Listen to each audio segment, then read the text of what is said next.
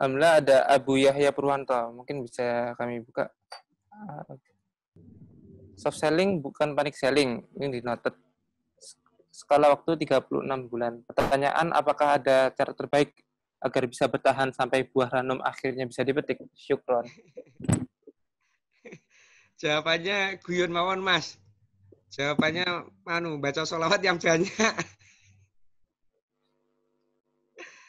Nggih.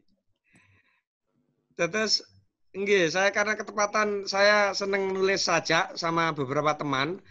Jadi lebih banyak iklannya mengunggah sesuatu topik yang empatik dan itu banyak kok pilihannya. Agama itu disukai orang, kalau kita tulus menyampaikan juga bisa mengambil hati orang. Kemudian event-event yang kategorinya banyak kita saksikan, membantu sesama itu juga sesuatu yang menarik. Nah, saya kira pilihan paling realistis itu masih akan sekitar 3 minggu ke depan. Pasar siap untuk menerima satu konten-konten yang kategorinya hard selling. Konten-konten yang kategorinya hard selling. Di luar itu saya kira belum. Masih lebih aman mengelola database, masih lebih aman berperilaku layaknya manusia di media sosial, di Instagram maupun Facebook maupun di marketplace. Karena resistensi pasar pada aspek psikologisnya ini ternyata juga cukup mematikan. Kalau sampai kita tanda kutip sial, dianggap tidak punya empati dan udah tahu krisis jualan terus, ya apa ceritanya ini orang? Kira-kira ngaten, Mas. Monggo. Alhamdulillah. Mungkin insya Allah semoga bisa membantu pertanyaan jawaban dari Mas Akil. Ini alhamdulillah dari Pak Harto, Jogja. Akan saya buka. Monggo Pak Harto, mic sudah saya buka. Bisa diklik mic-nya, Pak Harto. Sambil menunggu Pak Harto aktif, ini ada dari ini mungkin dari Pak Tohirin ya. Buah ranum itu memang manis, namun buah ini dijaga oleh naga yang punya jurus senjata semburan api. Bagaimana menaklukkan naga dan sabar menunggu agar buahnya bisa dipetik?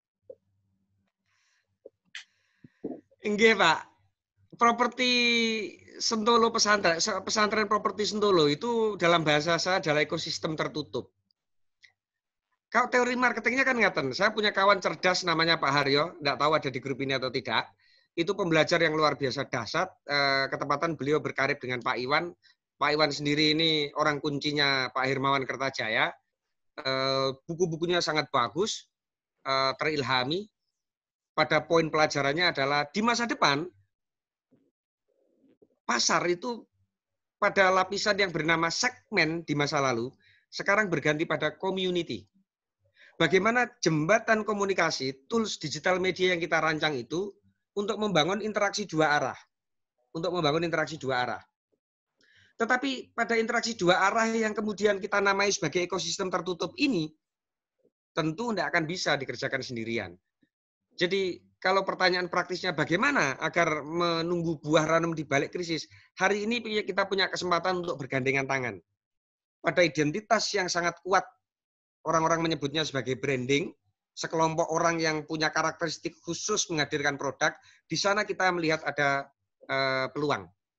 Kecuali memang produk kita, tanda kutip, siap untuk dibanting dengan potongan harga yang tertentu. Dan itu juga saya kira tidak buruk, meskipun dia tidak ideal, tetapi dalam hidup, selamat karena cash flow-nya tertutupi, itu juga bagian-bagian dari yang realistis.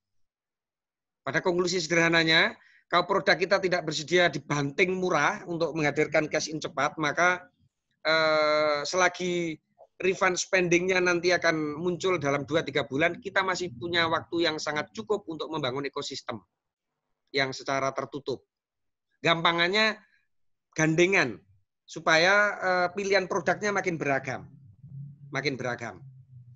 KPTI sendiri ini terdiri dari 8 kantor. Jadi semacam gabungan dari berbagai kantor.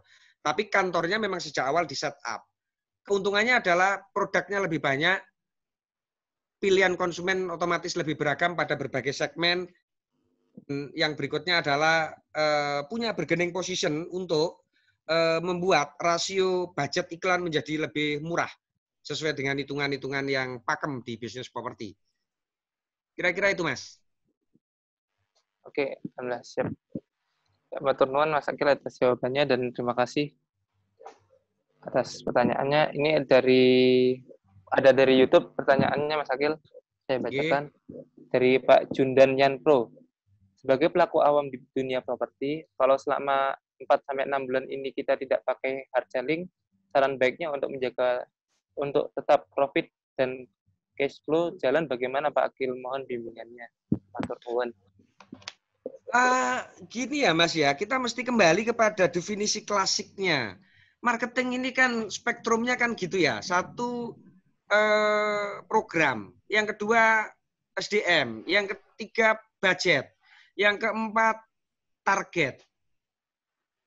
Kembangannya banyak, improvisasinya banyak, tetapi hakikatnya kan 4 ini. 1 program, 2 SDM, 3 target, 4 budget. Dibolak-balik boleh. Nah, kata hard selling sendiri ini yang dimaksud berarti adalah program. Program ini dipecah lagi menjadi 1 promo. Promo ini loh yang barangkali tidak disarankan hard selling. Tetapi program hard selling itu boleh. Promo hard selling yang tidak pas. Promo ini ada yang kategorinya, kalau Pak Kinkin ada di sini, hafal sekali beliau itu. Bagaimana above the line sama below the line ini dipisahkan. Bagaimana outdoor media sama indoor media itu dipisahkan. Ahlinya itu Pak Kinkin. Jadi yang saya maksud, tidak hard selling ini lebih kepada promo. Program sendiri dipilah jadi 1 promo, kedua event, yang ketiga adalah sales langsung. Promo sendiri dipisah lagi banyak lagi. Hard selling promo tidak disarankan, tetapi hard selling program marketing boleh saja kita lakukan. Apakah lewat event, apakah lewat sales langsung, ataukah lewat skim-skim tertentu, itu luas sekali hasanahnya. Mengapa?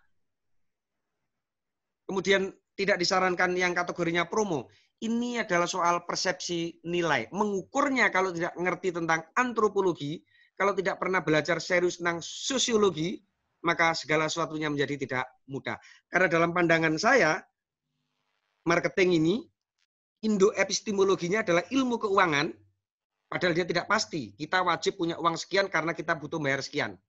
Tetapi pada praktikalnya, ini adalah ilmu perilaku. Orang-orang menyebutnya sebagai customer behavior. Kalau personal biasanya lapangan kajian ilmu psikologi sosial, kalau berkelompok melibatkan per group ini adalah perspektif sosiologi, kalau menyangkut bagaimana dengan simbol atau semiotika seperti apa, itu ranahnya antropologi. Angel Mas, yang demikian-demikian itu. Kalau sekedar bul gobal gabul banyak itu, enggak usah tanya saya, tanya ahli-ahli bul gobal gabul di luaran sana. Tetapi kalau Anda mau mendapati sisi yang lain, kira-kira itu. Sekali lagi, yang dilarang adalah headline promo yang hard selling. Tetapi pada program itu artinya sesuatu yang programatik gitu ya, didukung budget tertentu, disesuaikan dengan karakteristik produknya. Silakan saja kalau mau menggunakan cara-cara hard selling. Saya tahu kok Yanpro itu bagus kok, kreatif itu. Ininya merancang hard sellingnya. Pas. Monggo, silakan. Alhamdulillah, matur nuwun. Ini pertanyaan, karena ada pertanyaan dari Vivo, merek HP-nya. Monggo bisa langsung berdiskusi, Pak Vivo 1704. Apa saya bacakan dulu? Ini alhamdulillah anti mainstream nih Pak Akil, di mana-mana disuruh branding image. Pak Akil malah bilang pembisnis properti malah sebaliknya. Bisa tolong lebih jelaskan? Belum mudeng, segmen pasar kan beda-beda. Kalau segmen produk komersil kelas menengah harga lebih kurang 500 juta. Apakah pola soft selling-nya sama untuk semua segmen? Mohon insight-nya Pak Akil. Terima kasih sebelumnya. Oke Mas, kira-kira begini, saya bertanya dalam bahasa yang betul-betul bertanya ini, bertanya dengan tulus. Ada nggak teman-teman di sini yang responnya 1 bulan masih tembus di atas 1.600 respon konsumen, yang surveinya masih 300 orang dalam situasi PSBB? Kalau saya Ada nggak? Kalau mungkin, ada, saya kepengen berdiskusi. Kalau mungkin ada yang ada bisa langsung chat saya. Akan saya buka mic-nya. Ya, ngaten Mas. Oke. Jadi ya gimana ya menerangkannya kira-kira ya. Begini. Struktur emosi kita, kalau Anda baca bukunya Daniel Kahneman, kalau kabotan wis maca wae tulisannya Pak Yusuf Hadi misalnya gitu kan ya. Ada otak yang bekerja secara cepat, yang simultan tek gitu. Yang kita butuhkan itu bukan mengarahkan konsumen untuk membeli, karena membeli adalah sesuatu yang bukan topiknya adalah sehat, selamat, topiknya adalah mengekspresikan kekesalannya kepada pemerintah. Ini saya tidak ikut-ikutan, tetapi saya mencatat trafficnya. Itu adalah topik publik hari ini.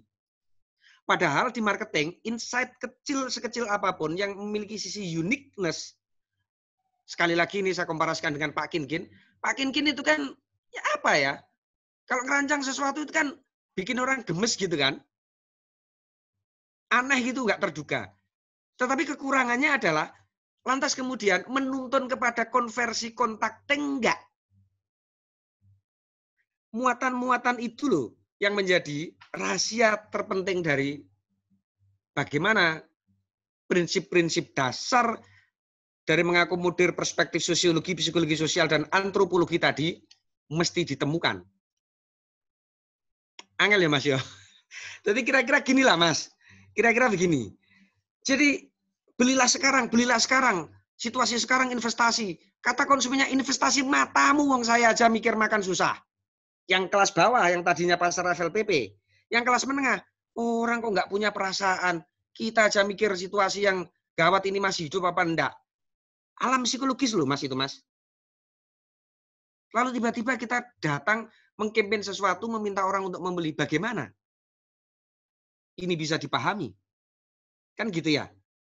Tetapi pada uniqueness tertentu, gitu. Ini kekuatan kuncinya. Copywriting sebenar-benarnya itu ada di sana. Copywriting sebenar-benarnya itu ada di sana. Pun demikian Mas, ini saya sampaikan semuanya utuh yang saya kerjakan, masih dipilah menjadi 3 klasifikasi.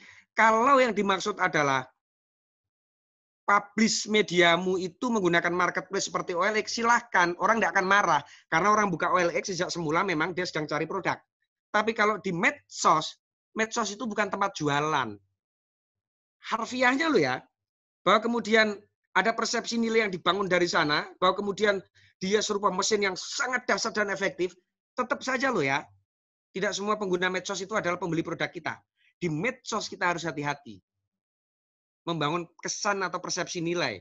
Tapi kalau Anda gunakan kombinasi keduanya, misalnya saya sampaikan ini ya, produkmu unik, naratif, sesuatu yang unik, sesuatu yang sense of human-nya kuat, kemudian Anda channelingkan ke landing page, itu kecerdasan. Itu kecerdasan. Pada jenis unggahannya juga, frekuensinya maksud saya, tiap hari kita mendapati orang jualan ini apa-apaan sih? Orang-orang ini pada sekolah nggak sih? Tiap hari kok ngiklan di Facebook, tiap hari kok ngiklan di Instagram. Bagaimana? Padahal struktur batang otak kita ini bisa diklasifikasi menjadi 12 atau 15 kategori. Begitu nggak kreatifnya kah kita sekedar untuk membuat orang terbetot emosinya pada larik kata, pada konten video 45 detik, ya, pada tampilan visual grafis yang demikian unik, kontras coloringnya, banyak sekali yang bisa kita mainkan. Lantas kemudian jika orang tertarik, klik, Anda arahkan ke landing page. Teknis sekali. Cekap saya kira Mas, monggo.